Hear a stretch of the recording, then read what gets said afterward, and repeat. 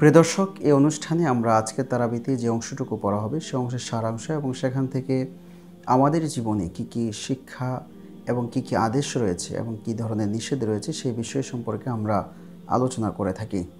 আজকের তারাবির অংশে আমরা সেই বিষয়গুলো নিয়ে ইনশাআল্লাহ আলোচনা করার চেষ্টা করব। প্রিয় দর্শক, আজ 20তম তারাবি। আজকের তারাবিতে 23 নম্বর পারা তেলাওয়াত করা হবে। এই 23 নম্বর পারাতে বেশ কয়েকটি সূরা রয়েছে। এর মধ্যে আমাদের প্রতিদিনের পঠিত অংশ সূরা ইয়াসিন আজকের তেলাওয়াতের মধ্যে রয়েছে। প্রিয় দর্শক, সূরা ইয়াসিন কোরআন শরীফের বিশেষ একটি মর্যাদাশীল সূরা, যে সূরা আমরা সাধারণত প্রতিদিন ফজরের পর পড়ে থাকি।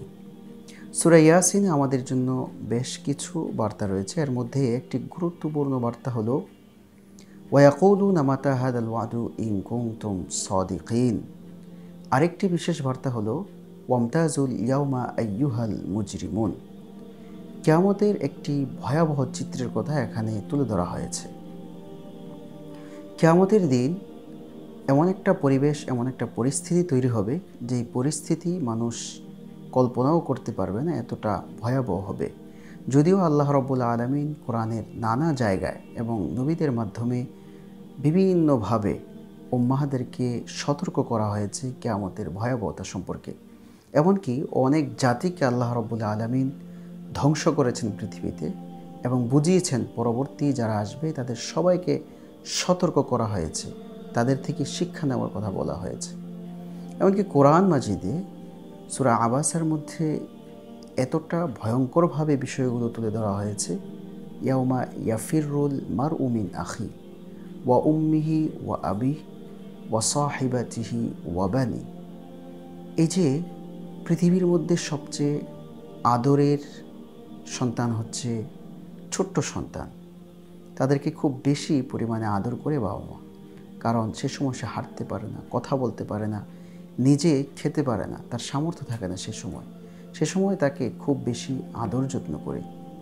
সূরা হজের শুরুর আয়াতের ভিতরে সেই চিত্র তুলে ধরা হয়েছে যে ছোট্ট শিশু যাকে মা দুধ পান করাচ্ছে, ওই দুধ পান করা অবস্থায়ও মা তাকে দূরে নিক্ষেপ করবে। এমনকি কিয়ামতের যে একটা ভয়াবহতা হবে সেটি হচ্ছে বাবাকে খুব বেশি ভালোবাসে সন্তানরা, মাকে খুব বেশি ভালোবাসে এবং বাবা মারাও তার সন্তানদেরকে খুব বেশি ভালোবাসে।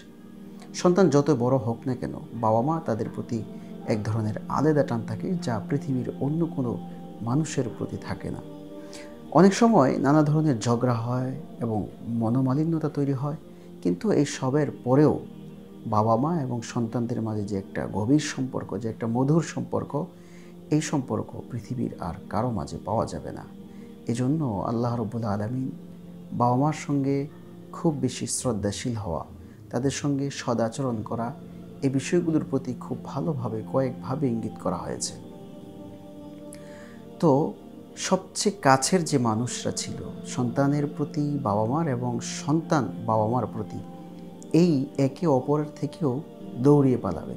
ইয়াউমা ইয়াফিররু, ফাররা ইয়াফিররু মানে শুধু পালানো না বা শুধু দৌড়ানো না, বরং ভয়ে বা মানুষ যে যখন দৌড়ায় যে আরে আমার তার থেকে বাঁচতে হবে, তার সামনে থাকলে সে আমার ক্ষতি করবে, এই যে ক্ষতি করার আশঙ্কা নিয়ে সে যে একটা দৌড় দিয়ে পালিয়ে যায়, এটাকে বলা হয় ফাররা, ফাররা ইয়াফিররু।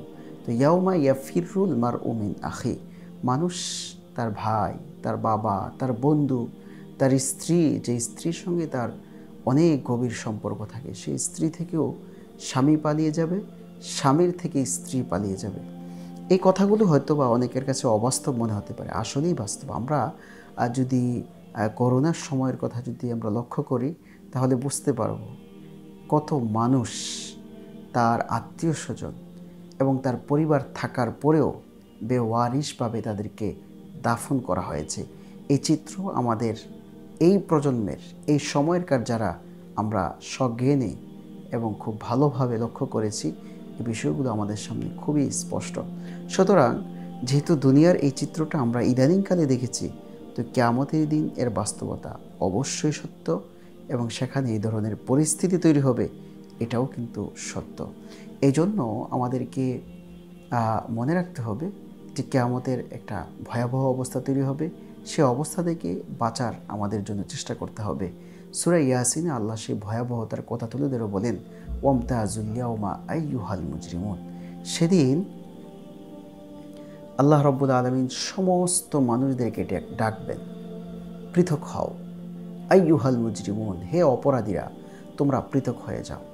আজ যারা ফিলিস্তিনের মা বোন এবং শিশুদের উপরে, মাজলুম মানুষদের উপরে, মুসলমান দেখে দেখে যাদেরকে শহীদ করা হচ্ছে, যাদের ঘরবাড়িকে উড়িয়ে দেওয়া হচ্ছে, যাদের খাবারের দোকানগুলোকে মাটির সঙ্গে মিশিয়ে দেওয়া হচ্ছে, যাদের ইবাদতখানা মসজিদগুলোকে ধুলির সঙ্গে মিশিয়ে দেওয়া হচ্ছে, মনে রাখতে হবে একদিন সময় আসবে, সেদিন ইয়াউমা ইয়াফিরুল মারউ মিন আখিহি, সেদিন দৌড়িয়ে পালাবে যারা মিত্র ছিল, যারা তাদেরকে সহায়তা করেছে, তাদেরকে মারার জন্য, শহীদ করার জন্য, ফিলিস্তিন নামক এই পৃথিবী থেকে, এই দেশটাকে উড়িয়ে দেওয়ার জন্য যারা সহযোগিতা করেছে, যারা চুপ থেকেছে, সবাইকে আল্লাহ রাব্বুল আলামিন সেদিন ডেকে বলবে, ওয়ামতাজুল ইয়াউমা আইয়ুহাল মুজরিমুন, হে অপরাধীরা, তোমরা পৃথক হয়ে যাও। দুনিয়ার চোখেও তারা অপরাধী, কিন্তু আজ দেখা যাচ্ছে দেখেও অনেকে না দেখার ভান ধরছে। এটা সুস্পষ্টত একটি অন্যায় এবং অমানবিক। শুধু অমানবিক না, একজন পশুর চেয়েও নিম্নমানের কাজ তারা করে যাচ্ছে। আজকের মানবতা বলতে যে একটি বিষয় রয়েছে, সেটিও তারা ভুলে গিয়েছে। তবে একদিন কিন্তু সময় আসবে যেদিন আল্লাহ বলবেন, ওয়ামতাজুল ইয়াউমা আইয়ুহাল মুজরিমুন, হে অপরাধীরা, আজ তোমরা পৃথক হয়ে যাও। সেদিন কারো সুপারিশ বা কারো সহযোগিতা বা কারো পক্ষ নিয়ে, কারো সহযোগিতা নিয়ে ভালো মানুষদের সঙ্গে যারা নির্যাতিত হয়েছে, যাদেরকে শহীদ করা হয়েছে, যাদেরকে অন্যায়ভাবে তাদের ঘর থেকে উচ্ছেদ করা হয়েছে, সেদিন কিন্তু তাদের সঙ্গে তারা কেউ থাকতে পারবে না। আল্লাহ রাব্বুল আলামিন আজকে তাদের এই অবস্থার বদৌলতে অনেক ধরনের উন্নত ব্যবস্থাপনা আল্লাহ রাব্বুল আলামিন রেখে দিয়েছেন। ফেরাউনের স্ত্রী আসিয়ার কথা আমরা কে না জানি। আসিয়াকে কি পরিমাণ নির্যাতন করা হয়েছে, কিন্তু শেষ সময় তিনি দোয়া করেছেন, রব্বি বিনিলি ইনদাকা বাইতান ফিল জান্নাহ ওয়ানাজ্জিনি মিন ফিরআউনা ওয়া আমালিহি ওয়ানাজ্জিনি মিনাল কওমিজ জালিমিন। আল্লাহ, ফেরাউনের কত নির্যাতন আমি সহ্য করলাম একমাত্র তোমার দ্বীনের জন্য, সুতরাং জান্নাতে আমার জন্য একটি ঘর নির্মাণ করে দাও। আল্লাহ রাব্বুল আলামিন জান্নাতে ঘর নির্মাণ করে দিয়েছেন। পৃথিবীর মধ্যে তারা অনেক ধরনের নানা ধরনের যন্ত্রণা সহ্য করেছে, তবে আল্লাহ রাব্বুল আলামিন তার জন্য বিশেষ একটি ঘর নির্মাণ করেছে।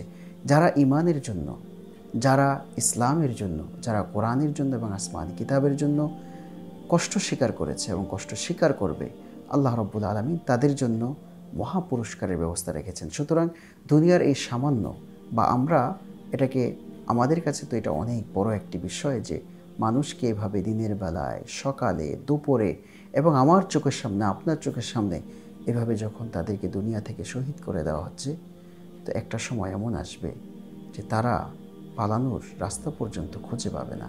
সে সময় অপেক্ষা করছে। কারণ পৃথিবীর ইতিহাসে আমরা যত দেখেছি, কোরআনে সেই বিষয়গুলো খুব সুস্পষ্টভাবে তুলে ধরা হয়েছে। তারা কেউ বাঁচতে পারেনি, কেউ বাঁচতে পারবেও না।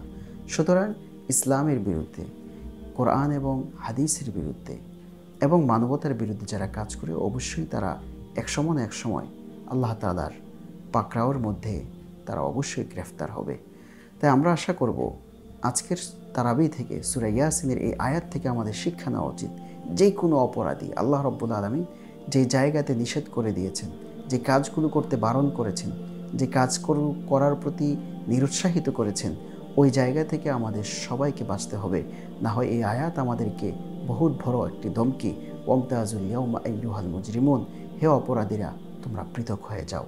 আমিও অপরাধী হতে পারি, আপনিও অপরাধী হতে পারেন, আপনার পরিবারও অপরাধী হতে পারে, আপনার প্রতিবেশীও অপরাধী হতে পারে, যে কেউ অপরাধী হতে পারে। সে অপরাধ থেকে আমাকে আপনাকে বেঁচে থাকতে হবে। না হয় প্রতিদিনের এই পঠিত অংশে ওয়ামতাজুল ইয়াউমা আইয়ুহাল মুজরিমুন আমার তো পড়া হয়, কিন্তু আমি এর থেকে কী শিক্ষা নিয়েছি? প্রিয় দর্শক, আজকের তারাবি থেকে বড় একটি শিক্ষাই হচ্ছে নিজেকে সেভ করা, দুনিয়াতেও এবং আখেরাতেও সমস্ত অন্যায় কাজ থেকে আমাদেরকে নিরাপদ রাখা। দ্বিতীয় আরেকটি শিক্ষা হলো নিজেকে আল্লাহর জন্য উৎসর্গ করা এবং নিজের সবচেয়ে প্রিয় বস্তুটিকে আল্লাহর রাস্তার জন্য উৎসর্গ করে দেওয়া। যেমনটি ইসমাইল আলাইহিসসালামকে ইব্রাহিম আলাইহিসসালাম উৎসর্গ করেছেন। আজকের পঠিত অংশে একটি বিশেষ ঘটনার দিকে আমাদেরকে বার্তা দেওয়া হচ্ছে, যেই ঘটনার মাধ্যমে আমাদের জীবনের একটা পরিবর্তনের বার্তা এখানে রয়েছে। সেটি হচ্ছে সবচেয়ে পছন্দনীয় বস্তুটিকে আল্লাহর রাস্তায় খরচ করা। ইব্রাহিম আলাইহিসসালামকে স্বপ্নে দেখানো হয়েছে, তোমার সবচেয়ে প্রিয় বস্তুটিকে তুমি আল্লাহর রাস্তায় দান করে দাও। ইব্রাহিম আলাইহিসসালাম হজরত ইসমাইল আলাইহিসসালামকে অনেক দোয়া কান্নাকাটির পর একেবারে শেষ সময়ে বৃদ্ধ বয়সে ওনাকে পেয়েছেন। কোনো কোনো বর্ণনায় আছে 100 বছরের উপরে পার হয়েছে, আর কোনো কোনো বর্ণনায় আসছে 99 বছর বয়সে তিনি ওনাকে আল্লাহ রাব্বুল আলামিন ইসমাইল আলাইহিসসালামকে দান করেছেন। ইসমাইল আলাইহিসসালাম অনেক প্রিয় সন্তান ছিল ইব্রাহিমের নিকট।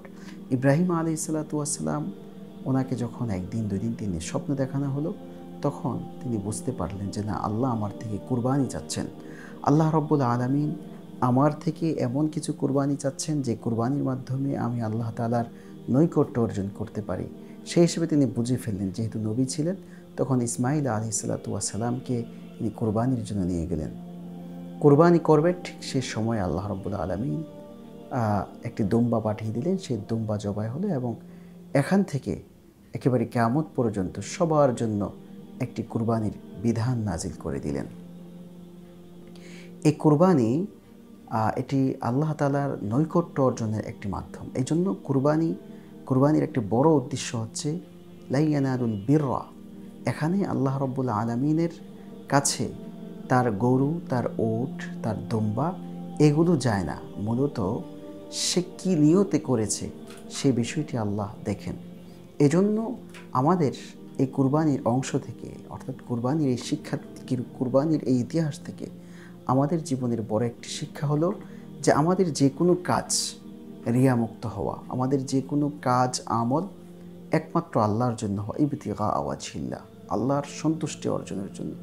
আমি ছোট্ট থেকে ছোট্ট একটা কাজ করি না কেন, এটা আল্লাহর সন্তুষ্টি হতে পারে। আমি একটা বড় কাজ করি না কেন, এটা হতে হবে আল্লাহ তাআলার সন্তুষ্টি অর্জনের জন্য। আমার আপনার কাজ যদি আল্লাহ তাআলার সন্তুষ্টি অর্জনের জন্য হয়, তাহলে আমরা নিশ্চিত থাকতে পারি যে আল্লাহ আমার ছোট হোক বড় হোক সব কিছুর প্রতিদান অনেক মহান করে দিবেন, অনেক বড় করে দিবেন। কারণ ইব্রাহিম আলাইহিসসালাম ওনার সন্তানকে নিয়ে যাচ্ছিলেন, শয়তান মাঝখান দিয়ে বাধা দিচ্ছিল। এজন্য হাজী সাহেবরা জামরাতে পাথর নিক্ষেপ করেন। এই যে পাথর নিক্ষেপ করা, এটা শয়তানকে একটা আঘাত করা, কিন্তু এখানে শয়তান দাঁড়িয়ে আছে, বিষয়টা এমন নয়। এই যে এখান থেকে আমাদের জন্য একটি বড় শিক্ষা হলো, আমরা যখন ভালো কাজ করব, ভালো কাজের প্রতি আমরা যখন তৌফিক প্রাপ্ত হব, তখন অবশ্যই শয়তান আমাদেরকে ধোঁকা দিবে। আপনি নামাজ পড়তে গেছেন, শয়তান ধোঁকা দিবে। আপনি যাকাত দিবেন, শয়তান ধোঁকা দিবে, যে বলবে কি দরকার আছে, আমি নিজেই তো চলতে পারি না, অথচ আল্লাহ রাব্বুল আলামিন তাকে সামর্থ্য দিয়েছে। অর্থাৎ তার চলতে না পারার অর্থ হচ্ছে তার কাছে এখনও 1000 কোটি টাকা আছে, তার কাছে এখনও আরও বিলিয়ন বিলিয়ন টাকা সে চাচ্ছে। মানে এই যে সামর্থ্য থাকার পরেও, যাকাত ফরজ হওয়ার পরেও যাকাত না দেওয়ার প্রতি বিভিন্ন কৌশল অবলম্বন করা বা বিভিন্ন কৌশল খোঁজা, শয়তান তাকে কৌশল শিখায় দেয়, তুমি এই মাধ্যমে তুমি বাঁচতে পারবা। এই যে দেখুন, ভালো কাজের মধ্যে শয়তান ধোঁকা দিচ্ছে। আপনি রোজা রাখবেন, শয়তান বিভিন্ন ধরনের নানা ধরনের অজুহাত দেখাবে, তুমি এই কাজটা করিও না, তুমি এই কাজটা করলে তোমার কি হবে। এই যে নানা ধরনের অজুহাতের মাধ্যমে ভালো কাজ থেকে বিরত রাখা। এজন্য মনে রাখতে হবে, আজকের তারাবি থেকে আমাদের একটি বড় শিক্ষা হলো যে ভালো কাজ করতে গেলে শয়তান ধোঁকা দিবে, শয়তান তাকে খারাপের দিকে নিয়ে যাবে। তবে একজন মুমিন বান্দার কাজ হচ্ছে সেই শয়তানের ধোঁকা দিকে নিজেকে সেভ রাখা। এরপর আজকের তারাবি থেকে আরেকটি শিক্ষা হলো ধৈর্য ধারণ করা। বিপদ আপদের সংকটে, বিশেষভাবে অসুস্থ অবস্থায় আইয়ুব আলাইহিসসালামের ঘটনা এসেছে। উনি খুব কঠিন রোগে আক্রান্ত ছিলেন। তো আল্লাহ রাব্বুল আলামিন ওনাকে কঠিন পরীক্ষাও নিয়েছেন। ওনার সন্তান সন্ততি এবং স্ত্রী ছাড়া সকলেই ওনাকে ছেড়ে চলে গিয়েছিল। তো উনি আল্লাহর কাছে দোয়া করেছেন যে আল্লাহ, আমার কঠিন বিপদ থেকে আপনি উদ্ধার করেন। আন্নি মাসানিয়া দুররু ওয়া আনতা আরহামুর রাহিমিন।